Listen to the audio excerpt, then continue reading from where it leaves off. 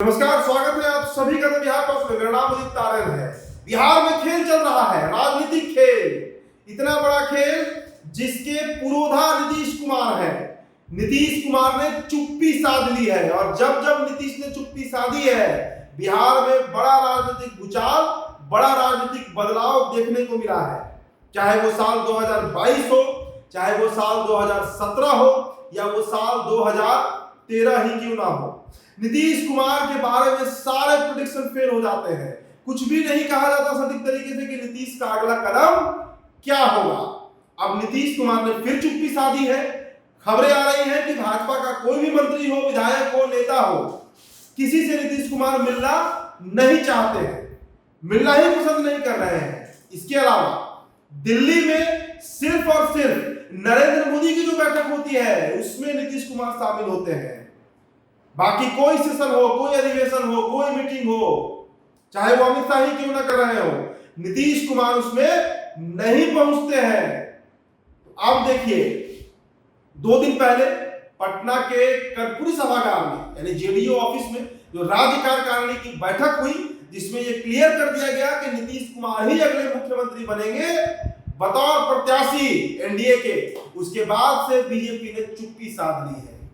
BJP की अपनी रणनीति रही होगी या वो कुछ और ही प्लान कर रही थी, लेकिन सब पर पानी फेर दिया गया। इसके अलावा नीतीश कुमार की पार्टी ने यह भी क्लियर कर दिया कि 100 से कम सीटों पर तो हम सुनेंगे ही नहीं, चाहे जो हो जाए। बीजेपी को कितने सीट पर लड़ना है वो बीजेपी तय करे, अपने सहयोगियों को कितना देना है वो बीजेपी तय करे। हम कम से कम 100 सीट, मतलब वो मिनिमम है, उससे नीचे पे तो गठबंधन तोड़ ही देना है। सीट 110 भी हो सकता है, 120 भी हो सकता है या 123 भी हो सकता है, जिसकी चर्चा बार बार हम करते हैं। इसकी चर्चा बार बार पटना से दिल्ली तक के राजनीतिक गलियारों में होते रहती है कि इस बार नीतीश कुमार को एक अच्छा फेयरवेल देना है। जदयू के नेताओं ने ये ठाना है, अब की बार 100 के पार, ये नारा भी लग रहा है। तो अब समझिए।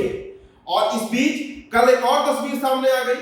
तस्वीर में चिराग पासवान और अमित शाह एक साथ दिखे हैं, गुलदस्ता का आदान प्रदान किया जा रहा है। और इसके बाद चिराग ने ट्वीट भी कर दिया कि हम कुछ भी हो जाए लड़ेंगे एनडीए गठबंधन से। देखिए, सबसे पहले तो झारखंड चुनाव को समझना होगा। झारखंड में भाजपा और आजसू की एक गठबंधन है, मतलब नैसर्गिक गठबंधन है। जदयू भी ये मानकर चल रही है कि वहां पर बीजेपी के साथ अलायंस में ही चुनाव लड़ना है, लेकिन बीजेपी इसके लिए तैयार नहीं है, क्योंकि जितना बड़ा डिमांड है जेडीयू का वो शायद पूरा नहीं होगा। जेडीयू भी वहां पर मार्शल स्ट्रोक खेल रही है। पहले सरयू राय को ज्वाइन कराया गया, फिर यादव पिंटर को ज्वाइन कराया गया, और ये दोनों वो विधायक रहे हैं जिन्होंने सीएम को हराया है। कोई शिबू सोरेन को हराया तो कोई रघुवर दास को हराया। बड़े कद के नेता माने जाते हैं ये जो तमाम लोग हैं, राजा पिंटर हो या फिर ये सरयू राय हो। इसी आप अंदाजा लगाइए कि एक अलग तरह की पॉलिटिक्स बिहार झारखंड में चल रही है। अब नीतीश कुमार पर वापस आना होगा, क्योंकि चिराग ने तो स्पष्ट कर दिया है कि हम बीजेपी के साथ रहकर ही चुनाव लड़ेंगे। लेकिन नीतीश कुमार के मन में आखिर चल क्या रहा है और क्यों चल रहा है? देखिए, नीतीश कुमार के बारे में हम कोई भी खबर बताए, चाहे कोई पत्रकार कोई खबर बताए, जनता कुछ भी बात कर ले, नेता कुछ भी कह दे, सटीक नहीं होता है। तो देखिए, नीतीश कुमार दरअसल केंद्र में जो सहायता दिए हुए हैं भाजपा को, यानी उनके सहारे 12 सांसदों के सहारे जो बीजेपी की सरकार चल रही है दिल्ली में, उसका फायदा उठाने में चूकेंगे नहीं। मंत्रिमंडल में देखिए कोई मांग नहीं था, 2 ही मंत्री बने जदयू से, लेकिन बिहार विधानसभा में कॉम्प्रोमाइज नहीं करना है, ये बात। और जदयू के, मैं नाम तो नहीं लूंगा, बड़े नेता जो है, जो पद पर है, संवैधानिक पद पर है, वो इस बात को एक्सेप्ट करते हैं बिहाइंड द कैमरा कि चाहे बीजेपी कुछ भी कर ले, चलेगा नीतीश कुमार का। तो नीतीश कुमार का क्या चलना है, क्या चाह रहे हैं नीतीश कुमार? देखिए, हमने कुछ दिन पहले आपको एक खबर बताया था कि सर्वे कराया गया है बिहार में। सर्वे कराया गया है कि किस गठबंधन के साथ रहकर चुनाव अगर जदयू लड़ती है तो उसे ज्यादा फायदा होगा। एक तरफ महागठबंधन है, मतलब तेजस्वी प्रसाद यादव है, जिनका गेट खुला हुआ है नीतीश कुमार के लिए। राहुल गांधी ने भी कहा है लालू प्रसाद यादव को, नीतीश जी को वापस लाइए इंडिया गठबंधन में, तो बिहार में हमारी फजीहत हो जाएगी। तो दूसरी तरफ एनडीए गठबंधन है, जिसके साथ अभी नीतीश कुमार चल रहे हैं, सरकार चला रहे हैं बिहार में और केंद्र में। तो सर्वे हुआ है, उसमें ये बातें सामने आई कि बीजेपी के जो कोर वोटर है, मतलब जो सवर्ण है, भूमिया, राजपूत, कायस्थ और ब्राह्मण, ये जो जातियां हैं, वैश्य को भी जोड़ लीजिए, ये इस बार नीतीश कुमार के प्रत्याशियों को वोट नहीं करने जा रहे हैं।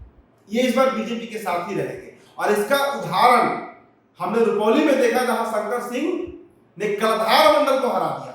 मतलब बीजेपी के वोटर ने शंकर सिंह को वोट कर दिया, कलधार मंडल को नहीं किया। बीमा भारती तो वैसे भी रेस से बाहर थी। तो ये एक बहुत बड़ा मैसेज गया है नीतीश कुमार के पास कि बीजेपी के वोटर हमारे साथ नहीं है।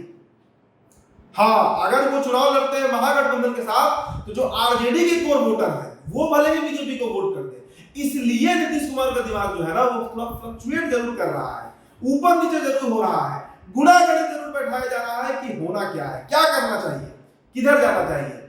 और शायद इसी का परिणाम है कि तभी जुबान में भाजपा नेता भी ये बात मानकर चल रहे हैं। कई नेताओं से बातचीत होती है तो वो कहते हैं कि नीतीश जी का ठिकाना नहीं है, हो सकता है नीतीश जी उधर भाग जाए, उधर चले जाए। इसलिए बीजेपी एक अकेले लड़ने की भी तैयारी कर रही है, और उसमें सशक्त खिलाड़ी जो है, मजबूत स्तंभ जो बीजेपी के साथ हो सकता है, वो चिराग पासवान। इसीलिए कल चिराग पासवान को बुलाया गया, कॉल किया गया, और चिराग पासवान अगर अमित शाह से मिले भी है, और उसके बाद खुला ऐलान उन्होंने कर दिया कि अब चुनाव हम विधानसभा का लड़ेंगे तो सिर्फ और सिर्फ बीजेपी के साथ लड़ेंगे। लेकिन जदयू ये बात नहीं कह रही है। इसलिए इस चर्चा को हम आपसे साझा करना चाह रहे हैं कि नीतीश कुमार का कोई गुणागणित नहीं बैठेगा। एक बड़े पोर्टल ने भारत टाइम्स में यहां तक लिखा है, आज सुबह ही खबर में पढ़ रहा था कि दशहरा के बाद कोई बड़ा खेल हो सकता है बिहार में, कोई बहुत बड़ा खेल हो सकता है। मतलब नीतीश कुमार पलटा पलटी कर सकते हैं एक बार फिर से, क्योंकि सर्वे रिपोर्ट की हमने चर्चा किया कि अगर उधर जाते हैं तो वो कम सीट लेकर भी अधिक सीट जीत सकते हैं, लेकिन अगर इधर रहते हैं तो 125 सीट भी लेंगे तो भी 100 पार करेंगे या नहीं करेंगे, इस पर सवाल जरूर खड़ा होगा।